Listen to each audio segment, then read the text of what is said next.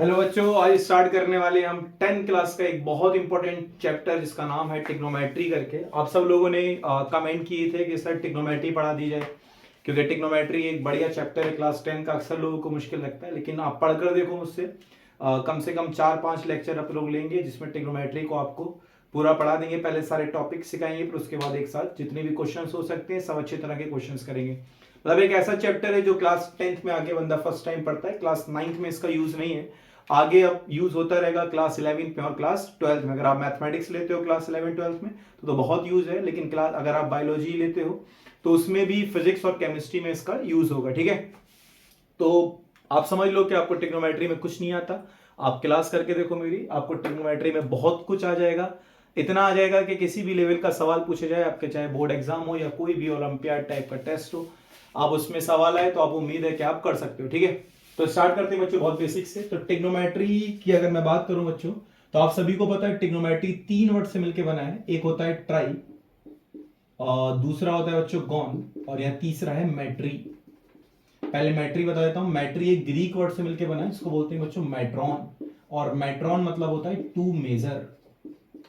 Matron मतलब क्या होता है? To major. ट्राई मतलब सभी को पता है 3 होते हैं।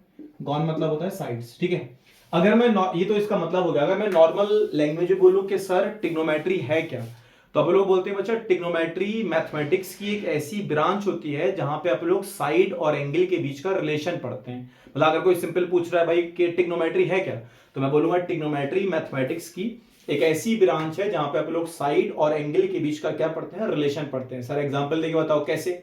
जैसे बच्चों आप देखते हो टेन थीटा है। टेन थीटा बराबर होता है बच्चों, टेन थीटा बराबर होता है परपेंडिकुलर अपॉन बेस के। ठीक है, अब ये थीटा क्या है? थीटा एक एंगल है सर। सर परपेंडिकुलर और बेस क्या है? साइड है। तो ये एंगल और साइड के बीच का रिलेशन ही तो हुआ। तो अगर सिंपल कोई पूछ रहा है कि सर ट्रिग्नोमेट्री है क्या, तो आप लोग बोल सकते हैं ये एक ऐसी ब्रांच है जहां पे आप लोग साइड और एंगल के बीच का क्या पढ़ते हैं बच्चों? रिलेशन पढ़ते हैं। ठीक है, तो सबसे पहली बात इसमें आती है सर एंगल क्या होता है? एंगल क्या होता है?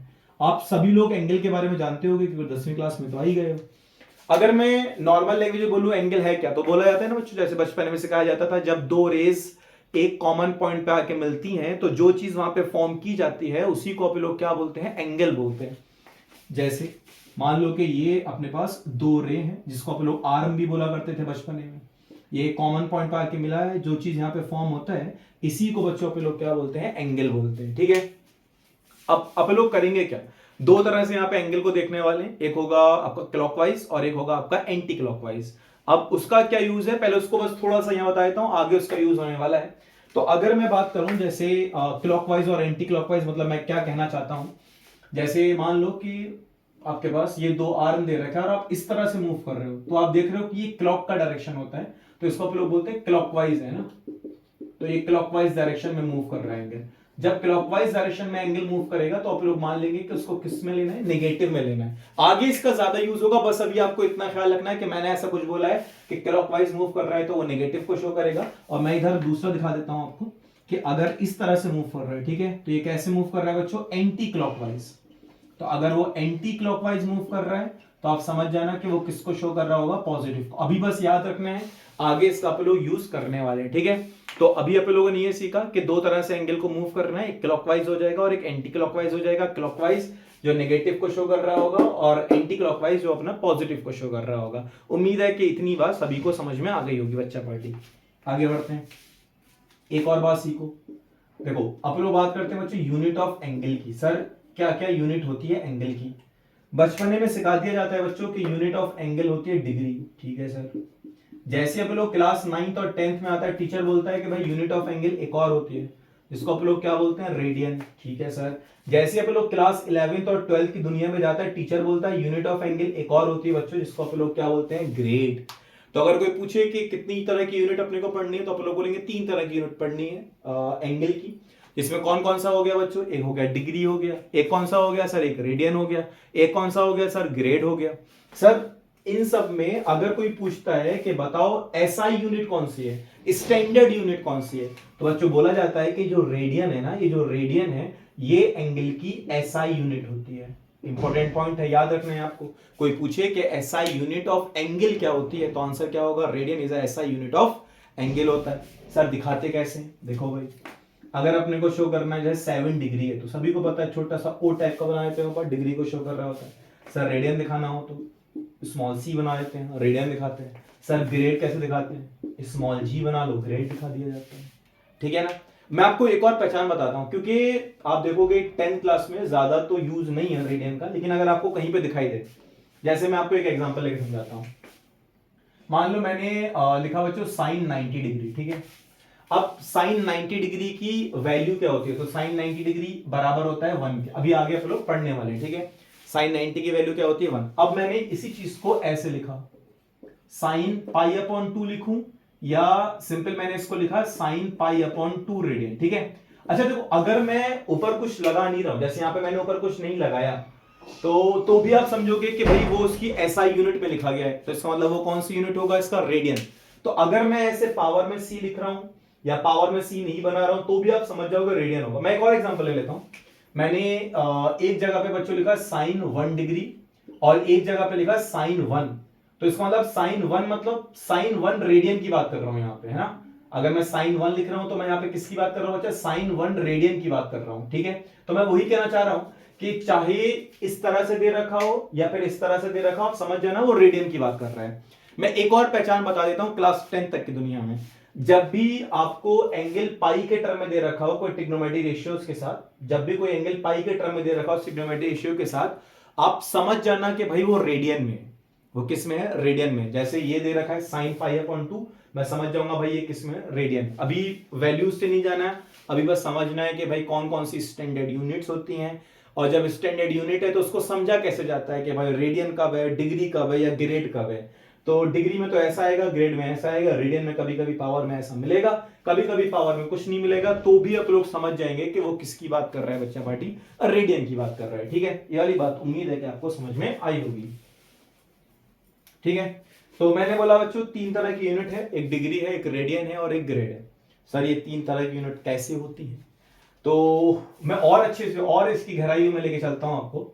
बच्चों 3 तरह के यहाँ पे सिस्टम होते हैं, ठीक है। सर कौन कौन से बच्चों, पहला सिस्टम होता है इसको बोलते हैं सेक्साजेसिमल सिस्टम, ठीक। अच्छा अब इसमें क्या क्या काम की बातें याद रखनी है। पहला कोई बोले कि सर सेक्साजेसिमल सिस्टम में यूनिट ऑफ एंगल क्या ली जाती है, तो आपसे कोई पूछे तो आप बोलना कि इसमें यूनिट ऑफ एंगल जो है बच्चा पार्टी वो डिग्री लेते हैं, ठीक है सर। एक और काम की बात याद रख लेना कि इस सिस्टम में, या सभी को नॉर्मल लैंग्वेज में पता भी होगा कि जो एक राइट एंगल होता है बच्चा वो 90 डिग्री के बराबर होता है। मतलब एक राइट एंगल जो है वो आपका किसके बराबर होता है, 90 डिग्री के बराबर होता है, ठीक है। क्या पहली चीज याद रखना है कि सर एक तरह का सिस्टम जिसका नाम है सेक्साजेसिमल सिस्टम, ठीक है sir. Sir unit of angle इसमें क्या होती है, डिग्री होती है। और क्या याद रखना है सर, एक राइट एंगल जो है वो 90 डिग्री के बराबर होता है। आओ दूसरे तरह का सिस्टम देखते हैं बच्चों, इन सबको आप डिटेल से पढ़ोगे क्लास 11th में, ठीक है। मैं आपको मतलब ये महसूस कराऊंगा कि आप जब आगे जाके पढ़ोगे तो और बढ़िया सा लगेगा आपको, ठीक है। जैसे आप कभी कभी होता है ना, आप लोग अच्छी से तैयारी कर रहे होते हैं, एनटीएससी का टेस्ट देना है या कोई ओलंपियाड के क्वेश्चंस करने हैं, तो उसमें इस लेवल पे सवाल पूछे जाते हैं, ठीक है। नेक्स्ट तरह का सिस्टम जिसको सेंटेसिमल सिस्टम बोलते हैं बच्चा पार्टी, ठीक है सर। कोई पूछे कि सर इसमें यूनिट ऑफ एंगल क्या होती है, कोई पूछे कि इसमें यूनिट ऑफ एंगल क्या होती है, तो आप लोग बोलेंगे इसमें यूनिट ऑफ एंगल क्या होती है बच्चा पार्टी, ग्रेड, ठीक है सर। कोई पूछे कि बच्चों बताओ कि इसमें एक राइट एंगल का कॉन्सेप्ट क्या है, तो आप लोग बोलेंगे कि एक राइट एंगल जो है ना वो 100 ग्रेड के बराबर होता है, ठीक है ना। तो अब राइट एंगल वाला कॉन्सेप्ट अपने को बच्चों से अच्छे से याद रखना है ना, कि 1 राइट एंगल जो है वो आपका 90 डिग्री के बराबर है। अगर आप लोग बात करें ग्रेड में, तो 1 राइट एंगल जो है ना वो आपका बराबर होगा किसके, 100 ग्रेड के बराबर हो जाएगा, और एक राइट एंगल जो है वो आपका 90 डिग्री के बराबर हो जाएगा। सर इस राइट एंगल का कॉन्सेप्ट क्या हुआ, तो देखो मैं एक यूज बताता हूं आपको इसका बढ़िया सा। जैसे आप इधर देखो कि एक राइट एंगल जो है वो 90 डिग्री के बराबर है, और इधर एक राइट एंगल जो है वो 100 ग्रेड के बराबर है। तो अगर देखा जाए बच्चा पार्टी तो दोनों का LHS बराबर है, ठीक है सर। एक मिनट देना जरा, थोड़ा सा व्हाइट बोर्ड है ना तो ये मसला चलता रहेगा भाई, समझना भावनाओं को, है ना। ठीक है जी सर, ठीक है। दोनों का LHS बराबर हुआ तो RHS ही बराबर होगा, ठीक सर। तो यहां से अपने को रिलेशन मिला एक बढ़िया सा कि सर जी 90 डिग्री जो है वो बराबर होता है 100 ग्रेड के, बढ़िया सर। सर वो कैसे बोला? क्योंकि राइट एंगल का कॉन्सेप्ट सीखा। एक राइट एंगल बराबर है 90 डिग्री के, एक राइट एंगल बराबर है 100 ग्रेड के। इसका मतलब 90 डिग्री बराबर किसके हुआ सर? 100 ग्रेड के बराबर हो गया। आओ अगर मैं पूछूं कि सर 1 डिग्री कितना होगा, सिंपल है सर, आप 100/90 कर लोगे। 100/90 मतलब 10/9 ग्रेड। सर ये तो बढ़िया सी बात मिल गई। इसका मतलब मैं डिग्री वाले को ग्रेड में कन्वर्ट कर सकता हूं। कैसे सर? अगर मान लो कि सर मेरे से किसी ने बोला कि बताओ 180 डिग्री मतलब कितना ग्रेड हुआ, तो मेरे को पता है भैया 1 डिग्री मतलब कितना होता है 10/9 ग्रेड। तो भैया 180 डिग्री कितना हो जाएगा? तो मैं बोलूंगा 10/9 मल्टीप्लाई बाई 180। सिंपल है ना भाई, क्योंकि 1 डिग्री बराबर किसके था? 1 डिग्री बराबर है 10/9 ग्रेड के। तो भाई 180 डिग्री कितना होगा? तो मैं बोलूंगा 180 इज इक्वल टू 10/9 इंटू 180। यहां से मैं इसको कट कर सकता हूं बच्चा पार्टी। तो ये अपने को कितना मिलेगा? 200 ग्रेड मिल जाएगा। ठीक है ना? तो उम्मीद है कि देखो मैं मान सकता हूं थोड़ा सा मुश्किल है, लेकिन समझने की कोशिश करो भाई। आप दोबारा देखना वीडियो को, आपको दोबारा समझ में आ जाएगा क्या चीजें मैं बोलना चाह रहा हूं। ठीक है, मैंने वो चीज आपको इसलिए बताया क्योंकि मैंने यहाँ पर सिस्टम 3 तरह के लिखने वाला हूं। एक सेक्साजेसिमल सिस्टम है, दूसरा सेंटेसिमल सिस्टम है। सेक्साजेसिमल सिस्टम में यूनिट ऑफ एंगल डिग्री होती है, एक राइट एंगल 90 डिग्री के बराबर है। दूसरा सेंटेसिमल सिस्टम है, यूनिट ऑफ एंगल ग्रेड होती है, एक राइट एंगल 100 ग्रेड के बराबर होती है। सर राइट एंगल के कॉन्सेप्ट से क्या बात समझ में आई? सर ये बात समझ में आई कि दोनों का LHS बराबर हो गया तो RHS भी बराबर होगा। इसका मतलब सर 90 डिग्री मतलब 100 ग्रेड होता है। इसका मतलब 1 डिग्री मतलब 10/9 ग्रेड। फायदा हो गया सर, डिग्री वाले को ग्रेड में तो कन्वर्ट कर ही लूंगा, बस करना क्या होगा 10/9 से ही तो मल्टीप्लाई करना है, तो मैं कर सकता हूं आसानी से। ठीक है सर, आओ सर तीसरे सिस्टम की तरफ चलते हैं भैया बाटी। तीसरे सिस्टम की तरफ बढ़ते हैं। हाँ जी, तीसरे तरह का सिस्टम जो बहुत इंपॉर्टेंट सिस्टम, जिसको आप लोग बोलते हैं बच्चा बेटा सर्कुलर सिस्टम। ठीक है सर, इसमें क्या होता है? सर सर्कुलर सिस्टम में अगर कोई पूछे कि यूनिट ऑफ एंगल होता क्या है, यूनिट ऑफ एंगल होता क्या है, तो आप लोग बोलेंगे यूनिट ऑफ एंगल यहां होता है रेडियन। ठीक है जी। सर कोई पूछे कि इसमें एक राइट एंगल वाला कॉन्सेप्ट क्या है, एक राइट एंगल बराबर होता है बच्चों π/2 रेडियन के। अब तो बढ़िया सी बात समझ में आ गई सर, तीनों सिस्टम में एक राइट एंगल का कॉन्सेप्ट तो बंदे को समझ में ही आ गया है, यहां दिमाग में चला ही गया है। एक राइट एंगल 90 डिग्री, एक राइट एंगल 100 ग्रेड, एक राइट एंगल कितना रेडियन π/2। सर जी तीनों का LHS बराबर हो गया। सर जी जब तीनों का LHS बराबर हो गया तो तीनों का RHS भी बराबर होगा। सर जी ये बात बोली जा सकती है 90 degree is equal to 100 grade is equal to π/2 radian. उम्मीद है कि ये वाली बात समझ में आई होगी कि आपको 3 तरह के अपने पास सिस्टम हुए, जहां पे आप लोगों ने सेक्साजेसिमल सिस्टम, सेंटेसिमल सिस्टम और सर्कुलर सिस्टम के बारे में आपको समझाया।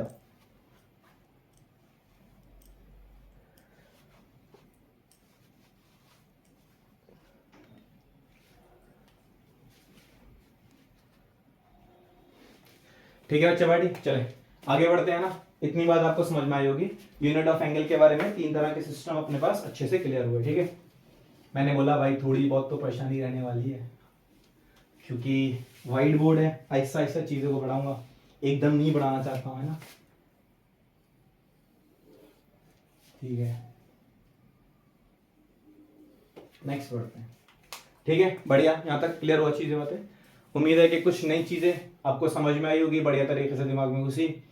सर्कुलर सिस्टम के बारे में क्लियर हुआ, यूनिट ऑफ एंगल रेडियन होता है, 1 राइट एंगल π/2 रेडियन के बराबर। अभी मैं चेंज करना बताऊंगा आपको, आगे बढ़ते हैं। पहले बच्चों अक्सर कोई सवाल पूछता है कि सर ये 1 रेडियन क्या होता है। ठीक है, एक और बढ़िया सी बात बताता हूं, सर ये 1 रेडियन मतलब है क्या? What is 1 radian? 1 रेडियन को आप लोग क्या कहते हैं, तो मैं समझाता हूं 1 रेडियन मतलब होता है क्या। जैसे मान लो बच्चों आपके पास एक सर्किल है, ठीक, ये इसका सेंटर है, ओके, सरफेस पे 2 पॉइंट है ए और बी। ठीक है सर, अगर आप इन दोनों पॉइंट को सरफेस पर रहकर ज्वाइन करा रहे हो तो आप सभी को पता होगा इसको आप लोग आर्क बोलते हैं। ठीक है सर, मान लो कि यहां से ए बी ये वाली आर्क लेंथ होगी अपने पास। ठीक सर, अगर मैं ओ को बी के साथ या ओ को ए के साथ ज्वाइन करूंगा तो इसको रेडियस बोलते हैं। बढ़िया सर, ठीक है, इतनी बात समझ में आई होगी। अब मैं आपको ये बता रहा हूं कि अगर कोई पूछे कि व्हाट इज 1 रेडियन, 1 रेडियन है क्या, ठीक, तो जब किसी भी सर्किल में बच्चों, जब किसी भी सर्किल में उसकी आर्क लेंथ, जब किसी भी सर्किल में उसकी आर्क लेंथ रेडियस के बराबर हो जाए, जब किसी भी सर्किल में उसकी आर्क लेंथ रेडियस के बराबर हो जाए, तो वो आर्क लेंथ सेंटर पर जो एंगल बनाता है उसको आप लोग 1 रेडियन बोलते हैं। तो सिंपल व्हाट इज 1 रेडियन, तो आप लोग बोलेंगे जब किसी भी सर्किल में उसकी आर्क लेंथ रेडियस के बराबर हो जाए तो वो आर्क लेंथ सेंटर पर जो एंगल बनाएगा वो अपने पास क्या होगा बच्चों, 1 रेडियन होगा। सर 1 रेडियन होगा, सर ये कैसे बोल दे रहे हो आप, आपको बताता हूं। आप सभी ने क्लास 9th में एक फॉर्मूला पढ़ा होगा बच्चों आर्क लेंथ निकालने का, ठीक है। आपने फॉर्मूला पढ़ा होगा theta by 360 into 2 pi R करके, है ना। ये आर्क लेंथ निकालने का फॉर्मूला आपने पढ़ा होगा theta by 360 into 2 pi R करके, बढ़िया सर। लेकिन आप पता है ये फॉर्मूला आप लोग कब लगाते हैं बच्चों, जब थीटा जो है वो किस में होता है, डिग्री में होता है। अगर मान लो कि थीटा जो है वो रेडियन में, तो जनरल फॉर्मूला जो होता है आर्क लेंथ का वो ये होता है L is equal to R into theta. मतलब आर्क लेंथ का निकालने का फॉर्मूला क्या होता है, जो आर इंटू थीटा होता है, ठीक है। आर इंटू थीटा होता है। उम्मीद है समझ में आई होगी बात यहां तक।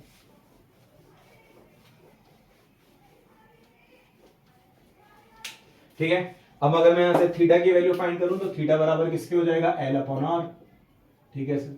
अच्छा बताओ, जब L और R ये बराबर हो जाएंगे, क्योंकि L अगर R के बराबर होगा तो थीटा बराबर किसके आ जाएगा, if L is equal to R then आप क्या हो सकते हो, थीटा बराबर किसके होगा, 1 के बराबर हो जाएगा, 1 रेडियन के बराबर हो जाएगा। ठीक है। तो अगर कोई बोले कि व्हाट इज 1 रेडियन, तो आप लोग बोलेंगे कि जब किसी सर्किल में उसकी आर्क लेंथ रेडियस के बराबर हो जाएगा तो वो आर्क लेंथ जो सेंटर पर एंगल बनाएगा वो अपने पास क्या होने वाला है बच्चा, 1 रेडियन। सर ये 1 रेडियन इतना बड़ा कैसे हो सकता है सर, तो आप जो हो सकता है कि आप जो सोच रहे हो वो डिग्री को लेके सोच रहे हो। आपको पता है 1 रेडियन बराबर होता है 57.29 समथिंग डिग्री के बराबर बच्चा पार्टी। एक रेडियन इतना बड़ा रेडियन होता है, आपको पता है एक रेडियन मतलब 57.29। जहां पे आप लोग जब आप लोग निकालते हैं पाई की वैल्यू पुट करने के बाद 3.14 पुट करने के बाद ये वैल्यू निकल के आती है 1 रेडियन की 57.29। ठीक है। तो अगर आपको दिखाई दे रहा है, अगर आप वैसे डिग्री में लेके सोचोगे तो आपको दिखाई देगा ये 57 या 58 डिग्री के अप्रोक्स है। तो अब लग रहा होगा सर 58 तो लग रहा है, लेकिन तो मैंने बोला ना कि आप जो सोच रहे होगे वो डिग्री को लेके सोच रहे होगे। ठीक है। तो अगर कोई पूछे कि सर एक रेडियन बराबर किसके होता है, तो आप लोग बोलेंगे 57.29।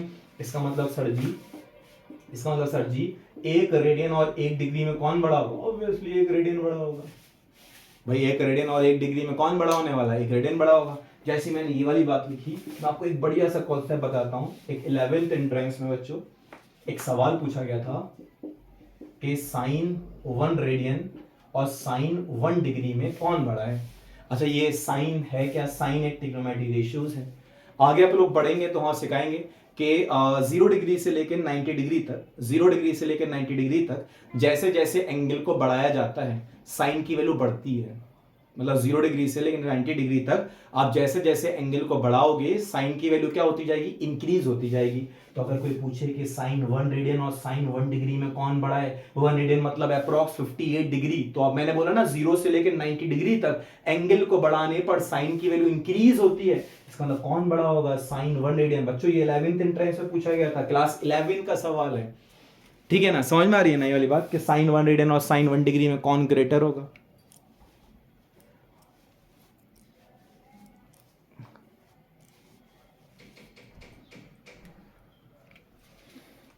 ठीक है। अब यही चीज बच्चों मैं अगर कॉस के साथ लिखूं, कॉस 1 रेडियन और कॉस 1 डिग्री। अच्छा कॉस के साथ आगे और अच्छे समझ में आ जाएगा। कॉस के साथ होता क्या बच्चों, कॉस के साथ 0 डिग्री से लेकर 90 डिग्री तक जैसे जैसे आप लोग एंगल को बढ़ाते हैं, जैसे जैसे आप लोग एंगल को बढ़ाते हैं कॉस की वैल्यू डिक्रीज होना स्टार्ट करती है। मतलब कॉस की वैल्यू क्या होती है, डिक्रीज होती है। तो 1 रेडियन पे ज्यादा देगा 1 डिग्री पे, सर 1 डिग्री पे ज्यादा देगा। पूछा जो गया था एंट्रेंस में वो ये वाला था, लेकिन मैं ये दो ऐसे ही बता दे रहा हूं। नेक्स्ट सर 10 1 रेडियन और 10 1 डिग्री में कौन बड़ा होगा। अच्छा 10 का कॉन्सेप्ट भी वही है, 0 से लेकर 90 डिग्री तक जैसे जैसे एंगल को बढ़ाओगे 10 की वैल्यू भी बढ़ेगी। तो सर कौन बड़ा हुआ, 10 1 रेडियन बड़ा हुआ। अब उम्मीद है कि जो मैं आपको सिखाना चाह रहा हूं बच्चों वो आप समझ रहे होगे मैं क्या कहना चाहता हूं। ठीक है, मैं आपको एक बार जरूर बताता हूं मैंने क्या क्या बोला। मैंने बोला तीसरे तरह का सिस्टम जो इंपॉर्टेंट सिस्टम है जिसका नाम सर्कुलर सिस्टम। ठीक है सर। यूनिट ऑफ एंगल क्या होती है सर, रेडियन, जो एसआई यूनिट है। एक राइट एंगल कितना सर, पाई अपॉन 2 रेडियन होता है। पाई की वैल्यू क्या होती है, वो 3.14 या 22/7 बोला जाता है। अच्छा सर अगर कोई पूछे कि व्हाट इज 1 रेडियन, तो मैं क्या बोलूं उससे, तो बोलेंगे सर 1 रेडियन मतलब जब किसी भी सर्किल में उसकी आर्क लेंथ रेडियस के बराबर हुई तो वो आर्क लेंथ सेंटर पर जो एंगल बनाएगा वो 1 रेडियन होगा। ठीक है सर। सर ये आप बोल कैसे रहे थे? तो भाई एक आर्क लेंथ निकालने का फॉर्मूला होता है L बराबर R इंटू थीटा होता है। सर थीटा बराबर हुआ L अपॉन R, जब L और R बराबर हुए तो थीटा 180 हुआ। सर देखने में तो ऐसा लग रहा है कि बहुत बड़ा एंगल है, तो आप बोलोगे सर, मैं बोलूंगा कि भाई आप सोच रहे होगे डिग्री को लेकर, मैंने उसका भी बता दिया। सर एक रेडियन मतलब कितना डिग्री होता है? सर एक रेडियन मतलब 57.29 समथिंग डिग्री, जहां पे अप्रॉक्स 58 बोल दिया गया। इसका मतलब सर एक रेडियन बड़ा होता होगा एक डिग्री से। इसका मतलब सर साइन में कौन बड़ा हुआ? साइन 1 रेडियन बड़ा हुआ, साइन 1 डिग्री छोटा हुआ। कैसे हुआ सर? 0 से लेकर 90 डिग्री तक जैसे जैसे एंगल को बढ़ाते हैं साइन की वैल्यू बढ़ती है। सर कॉस में आओ, cos 1 रेडियन बढ़ा या cos 1 डिग्री, तो मैं बोलूंगा cos 1 डिग्री। सर कैसे? भाई 0 से लेकर 90 डिग्री तक जैसे जैसे आप एंगल को बढ़ाओगे cos की वैल्यू डिक्रीज होगी, इसलिए cos 1 बड़ा हुआ, cos 1 डिग्री बड़ा हुआ। सर tan 1 रेडियन या tan 1 डिग्री में कौन बड़ा? सर अब 0 से लेकर 90 डिग्री तक जैसे जैसे एंगल को बढ़ाओगे tan की वैल्यू इंक्रीज होगी, इसलिए बच्चों tan 1 रेडियन बड़ा और tan 1 डिग्री छोटा। उम्मीद है कि यहाँ तक आपको बात जो है वो अच्छे से समझ में आई होगी कि क्या आपको सिखाना चाह रहे हैं। उम्मीद है कि यहाँ तक क्लियर हुआ होगा। ठीक है, चलो अब बात करते हैं सर क्या बोर्ड एग्जाम में क्या आ सकता है। मेरे को सबको समझ में आ रहा होगा, सबको सब समझ में आ रहा होगा, मैं ऐसी उम्मीद करता हूँ। सर बोर्ड एग्जाम में क्या आ सकता है? तो बोर्ड एग्जाम में जो पूछा जा सकता है बच्चों, वो आता है ये वाला कॉन्सेप्ट। मान लो कि सर एक डिग्री दे रखा है और डिग्री वाले को मुझे कन्वर्ट करना है रेडियन में। ये कभी कभी एक नंबर का सवाल आ जाता है बोर्ड एग्जाम में कि भाई डिग्री को कन्वर्ट करो रेडियन में। जब भी डिग्री को रेडियन में कन्वर्ट करना हो तो आप फॉर्मूला लगा लेना, radian is equal two degree multiply by pi upon 180। मतलब बस डिग्री वाले को पाई अपॉन 180 से मल्टीप्लाई करा लेना, आपको वो रेडियन में कन्वर्ट हो जाएगा। क्या सर मुझे पाई की वैल्यू पुट करनी पड़ेगी? 10th क्लास में अगर मैं देखूं तो ऐसा कोई सवाल है नहीं जहां पे पाई की वैल्यू पुट करनी पड़े, लेकिन क्लास 11th में जब आते हैं तो ट्रिग्नोमेट्री फंक्शन करके चैप्टर है जहां पे पहली ही एक्सरसाइज में अपने को पाई की वैल्यू पुट करनी पड़ती है 3.14 समथिंग। लेकिन क्लास 10th की अगर मैं बात करूं तो उम्मीद है कि पाई की वैल्यू नहीं पुट करनी पड़ेगी, आपको पाई के टर्म ही आंसर देना पड़ेगा। या अगर कहीं एनटीएससी में आ जाए सवाल तो, या ओलंपियाड में सवाल आ जाए तो उसमें डेसिमल में ऑप्शन दिखाई दे रहा हो तो समझ जाना कि पाई की वैल्यू पुट की गई होगी। आओ एग्जांपल लेके समझाते हैं। मान लो कि बच्चों अपने पास एक 90 डिग्री है, इसे कन्वर्ट करना है रेडियन में, और फॉर्मूला लगाते हैं radian is equal two degree मतलब 90 मल्टीप्लाई बाई पाई अपॉन 180। कितना मिला सर? सर पाई अपॉन 2 रेडियन हो गया। वही था, अभी देखा भी था आप लोगों ने, क्योंकि उधर 90 डिग्री था, इधर पाई अपॉन 2 रेडियन था। और एग्जांपल ले लेते हैं बच्चों। मान लो जैसे 120 डिग्री है, इसको रेडियन में कन्वर्ट करना है, ठीक है। तो अगर 120 डिग्री को रेडियन में कन्वर्ट करना है तो r बराबर किसके हो जाएगा? 120 मल्टीप्लाई बाई पाई अपॉन 180। 6 2 12, 6 3 18, कितना मिलेगा? 2 पाई अपॉन 3 रेडियन हो जाएगा। सिंपल है ना बच्चों, बस जो भी डिग्री वाला दे रखा है उसको पाई अपॉन 180 से मल्टीप्लाई कराते चलो, वो आपको किस में मिलता रहेगा? रेडियन में मिलता रहेगा, है ना। मैं आपको यहाँ पे कुछ क्वेश्चन लिख देता हूं, आप कन्वर्ट कर लेना।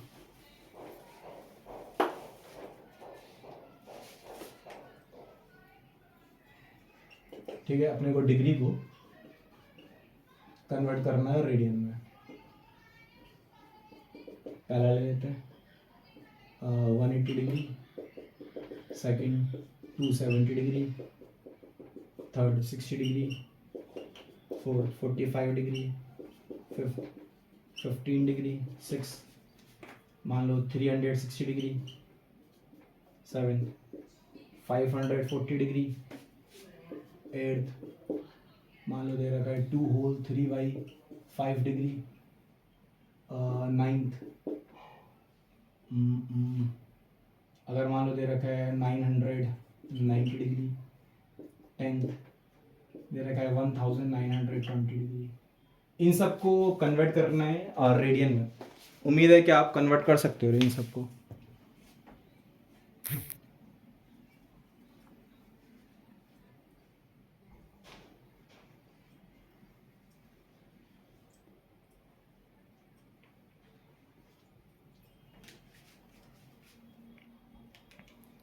बच्चों यहाँ वीडियो को आप पॉज करके इसको कन्वर्ट कर सकते हो, ठीक है।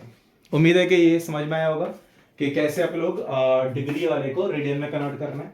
तो जब भी डिग्री को रेडियन में कन्वर्ट करना है तो आप लोग सिंपल बोलेंगे रेडियन बराबर होगा डिग्री को पाई अपॉन 180 से मल्टीप्लाई कराते रहेंगे तो वो आपका कन्वर्ट हो जाएगा किसमें, डिग्री में कन्वर्ट हो जाएगा। ठीक है, ऐसे करके बच्चों अगर कभी ऐसा हो कि रेडियन वाले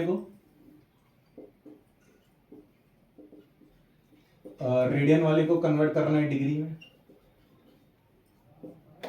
अगर रेडियन को डिग्री में कन्वर्ट करना है तो सिंपल बस उसको उल्टा कर देंगे। अब लोग बोलेंगे डिग्री बराबर किसके हो जाएगा, तो बोलेंगे रेडियन मल्टीप्लाई बाई 180 अपॉन पाई।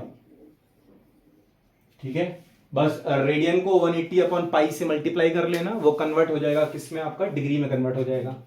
कुछ एग्जांपल लेके समझा दूं, जैसे मान लो पाई अपॉन 6 डिग्री है, इसको डिग्री में कन्वर्ट, सॉरी रेडियन है, इसको डिग्री में कन्वर्ट करना है। सिंपल है सर, फॉर्मूला बताया आपने अभी कि डिग्री रेडियन को 180 अपॉन पाई से मल्टीप्लाई कर लो, पाई से पाई कैंसिल हो जाएगा, 180 अपॉन 6 मतलब कितना हुआ, 30 डिग्री हुआ, मतलब 30 डिग्री बोलो या पाई अपॉन 6 रेडियन बोलो बच्चों, दोनों ही क्या होती है, सेम बात होती है। ठीक है ना।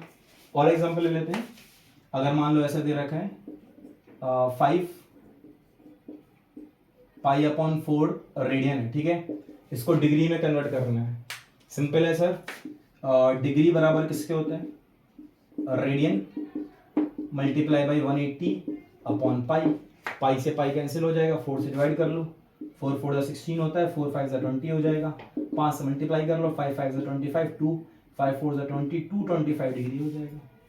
इसका मतलब आप हर रेडियन वाले को डिग्री में कन्वर्ट कर सकते हो और ऐसे ही डिग्री वाले को रेडियन में कन्वर्ट कर सकते हो। मैं इस पे भी सवाल बना देता हूँ, आपको ट्राई करने के लिए दे देता हूँ। बच्चों जब तक ये व्हाइट बोर्ड रहेगा ये प्रॉब्लम तो रहने वाली है ना, मिटाने वाली है, कोई नहीं भाई, ऐसा ऐसा चेंज करेंगे सब कुछ। चलें, सवाल ऐसे बच्चों के रेडियन वाले को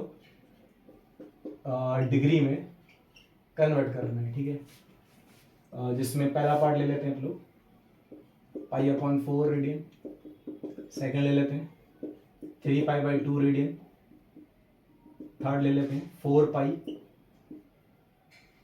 फोर्थ ले लेते हैं 7 पाई बाई 6 रेडियन, फिफ्थ ले लेते हैं 11 पाई बाई 2 रेडियन, 6 ले लेते हैं 10 पाई, सेवेंथ ले लेते हैं, यहाँ कितने लिए थे, 10 लिए थे ना, इधर ले लो और 11 पाई बाई 4 रेडियन, एट आओ क्या ले सकते हैं 9 पाई बाई 2 रेडियन, 9th ले लेते हैं, पाई रेडियन तो कन्वर्ट कर ही लोगे यार, 10th ले लो 11 या 19 पाई अपॉन 2 रेडियन। अच्छा, इन सब रेडियन वाले को कन्वर्ट करना है किसकी फॉर्म में, डिग्री की फॉर्म में, जो किया जा सकता है। एक बार आप वीडियो को रोकना और इसको कन्वर्ट करके देख लेना।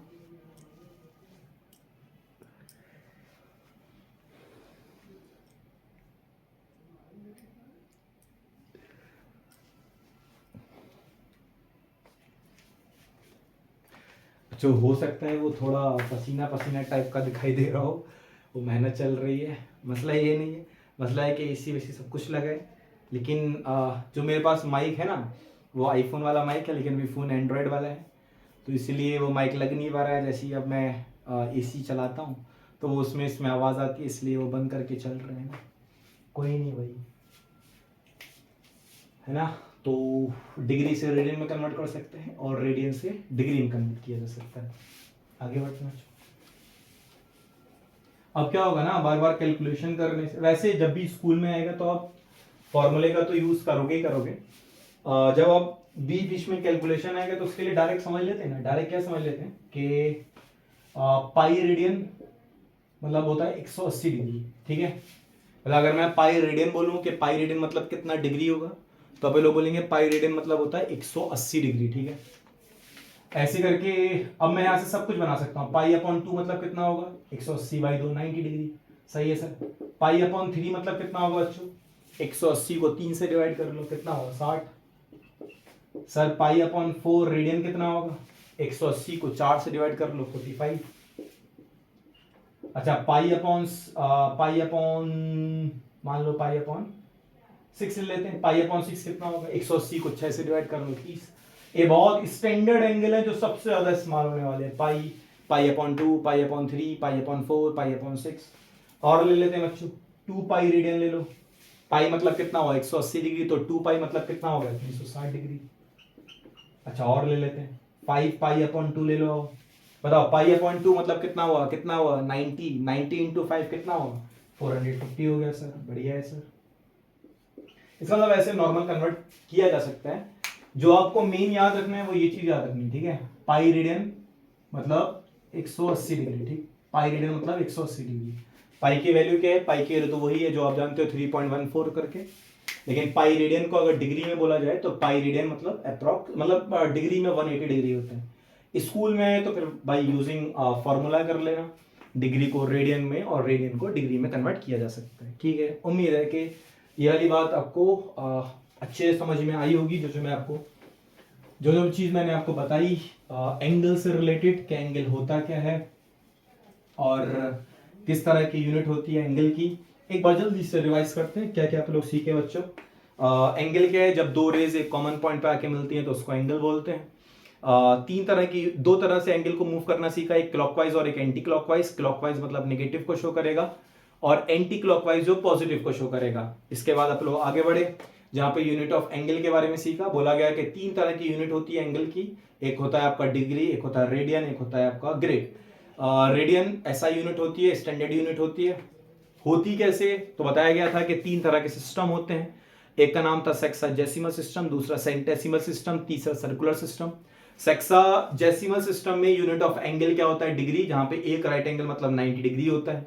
दूसरे तरह का सिस्टम था बच्चों, इसका नाम था सेंटेसिमल सिस्टम, जहां यूनिट ऑफ एंगल क्या था? ग्रेड, जहां पे सीखा कि एक राइट एंगल बराबर होता है 100 ग्रेड के।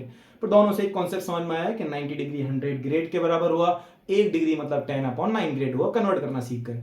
आगे बढ़े सर्कुलर सिस्टम पे आए। बोला गया जहां पे यूनिट ऑफ एंगल क्या होता है? रेडियन, जहां पे आप लोग सीखे कि एक राइट एंगल मतलब पाई/2 रेडियन होता है। उसके बाद फिर मैंने पूछा कि कोई सवाल पूछे कि व्हाट इज 1 रेडियन। तो बोला गया कि जब किसी भी सर्किल में उसकी आर्क लेंथ रेडियस के बराबर हो जाए तो वो आर्क लेंथ सेंटर पर जो एंगल बनाता है उसको 1 रेडियन बोलते हैं। सर 1 रेडियन कैसे बोला? फॉर्मूला होता है थीटा निकालने, एल बराबर होता है आर इंटू थीटा। एल मतलब आर्क लेंथ, आर मतलब रेडियस, थीटा मतलब एंगल। जब एंगल किसी में नहीं दे रखा होता तो आपका ऐसा यूनिट लेके चलते हैं रेडियन में, वहां से पता चला कि 1 रेडियन आया। सर 1 रेडियन और डिग्री में क्या था? तो बताया गया था कि एक रेडियन मतलब 57.29 समथिंग डिग्री। और जहां पे आप लोग सीखे कि साइन 1 रेडियन और साइन 1 डिग्री में कौन बड़ा हुआ, कॉस 1 डिग्री कॉस 1 रेडियन में कौन बड़ा हुआ, ये बात समझ में आई। पर ऐसे कन्वर्ट करना किया गया। उम्मीद है कि यहां तक आपको चीजें जो हैं वो अच्छे से समझ में आई होंगी, ठीक है? और बढ़ते हैं आगे। अच्छा, शुरुआत में मैंने ऐसा बोला बच्चा कि ट्रिग्नोमेट्री मैथमेटिक्स की एक ऐसी ब्रांच है जहां पे आप लोग साइड और एंगल के रिलेशन पढ़ते हैं। सर कहां पढ़ते हैं ये सब चीजें? तो आप लोग पढ़ते हैं ट्राइंगल में। ट्राइंगल क्या होता है वो सभी को पता है कि ट्राइंगल एक स्मॉलेस्ट पॉलीगन होता है। क्यों पॉलीगन बोला है? तो सिंपल क्लोज कर्व होगा जो लाइन सेगमेंट से मिलकर बनता है। इसके अलावा 3 स्मॉलेस्ट 3 साइड होती है, सभी को पता है ना? अच्छा, मैं एंगल के बारे में एक बात बता देता हूं आपको। जैसे एंगल बनाने का एक क्राइटेरिया होता है बच्चों, है ना? ट्राइंगल बनाने का एक क्राइटेरिया होता है। मतलब ऐसे नहीं है कि वही 3 साइड दे रखी है तो उससे ट्राइंगल बन जाएगा। ट्राइंगल बनाने का एक क्राइटेरिया होता है। क्राइटेरिया क्या होता है कि sum of 2 sides is always greater than third side. मतलब 2 साइड का जो सम है वो हमेशा तीसरी साइड से बड़ा होता है। जैसे मान लो 3 साइड है ए बी सी, तो ट्राइंगल कब बनेगा? जब a plus B is greater than C, b plus C is greater than a, c plus a is greater than b। बच्चों इन तीनों का होना जरूरी है ना? अगर किसी भी 3 साइड में अगर किसी भी 2 साइड का सम मतलब 2 साइड का सम अगर तीसरी साइड से बड़ा है तीनों कंडीशन में, तो आप बोलोगे वो ट्राइंगल फॉर्म करेगा। मैं एक एग्जांपल लेके आपको बताऊं कि मैं क्या कहना चाहता हूं, शायद वो एग्जांपल ज्यादा अच्छे समझ में आ जाएगा। मान लो मैंने आपको 3 साइड दी 1 2 3, मुझे चेक करना था कि भाई ये ट्राइंगल की साइड है भी या नहीं है। चेक करते हैं। 3 और 2 5, 5 1 से बड़ा होता है, सही है। 3 और 1 4, 4 2 से बड़ा होता है, बिल्कुल सही है। 2 और 1 3, क्या 3 3 से बड़ा होता है? नहीं है, तो ट्राइंगल बनेगा ही नहीं। इसका मतलब ये तो ट्राइंगल होगा ही नहीं। एक और एग्जांपल ले लेते हैं। अगर मान लो बच्चों इसको ऐसे दे रखा है 2, 3 और 4 करके, चेक करते हैं आप। अच्छा 2 + 3 5, 5 4 से बड़ा होता है, सही है। 4 और 3 7, 7 2 से बड़ा होता है, सही है। 4 और 2 6, 6 3 से बड़ा होता है, सही। अब ट्राइंगल बनेगा, है ना। तो ट्राइंगल बनने का एक क्राइटेरिया है बच्चों कि दो साइड का जो सम है वो हमेशा तीसरी साइड से बड़ा होता है। मैं और अच्छे से आपको एक और चीज लिखकर दिखाऊं इसी में, है ना। पहला तो क्राइटेरिया ये था कि सम ऑफ टू साइड्स, मैं लिख देता हूं यहाँ पे। पहला पॉइंट आप लोग जो यहाँ से सीखे वो ये सीखे कि सम ऑफ, ट्राइंगल बनने का क्राइटेरिया है ना, sum of two sides is always greater than third side. मतलब दो साइड का सम हमेशा तीसरी साइड से क्या बड़ा होना चाहिए, ठीक है। तो बार बार पसीना पूछ लेते हैं जाके।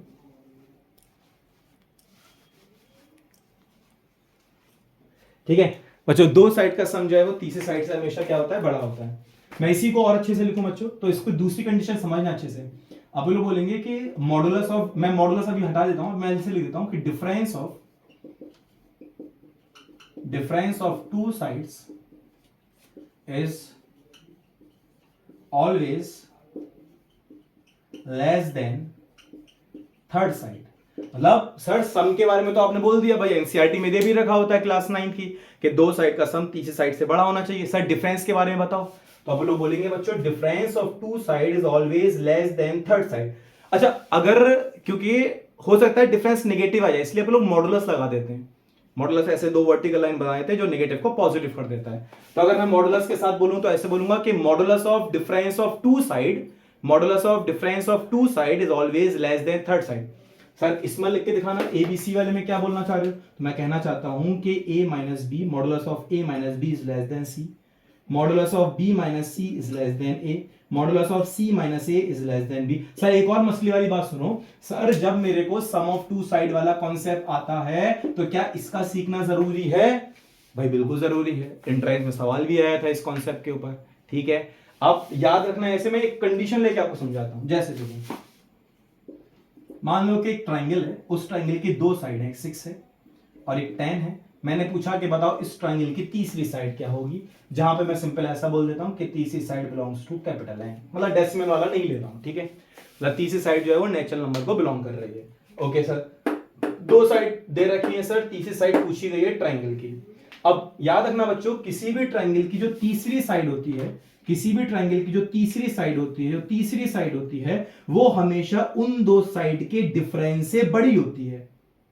भाई किसी भी ट्राइंगल की जो तीसरी साइड होती है वो हमेशा उन दो साइड के डिफरेंस से बड़ी होती है, लेकिन वही तीसरी साइड उन दो साइड के सम से छोटी होती है।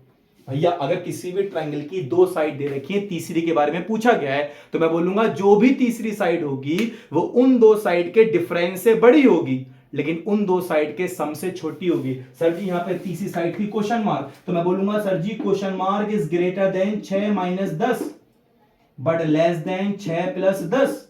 ठीक है सर, 6 में से 10 गया, माइनस का 4 बचा, मॉडुलस लगा है, प्लस का 4 कर देगा, इधर क्या बचा सर 16। सर तीसरी साइड जो है ना वो 4 से बड़ी होगी, 16 से छोटी होगी। इसका मतलब सर तीसरी साइड क्या क्या हो सकती है बता दो जरा, क्योंकि मैंने बोला कि तीसरी side belongs to natural number, तो क्या ऐसा बोला जा सकता है, कि जो तीसरी साइड है वो बराबर होगी 5 6 7 8 9 10 11 12 13 14 15।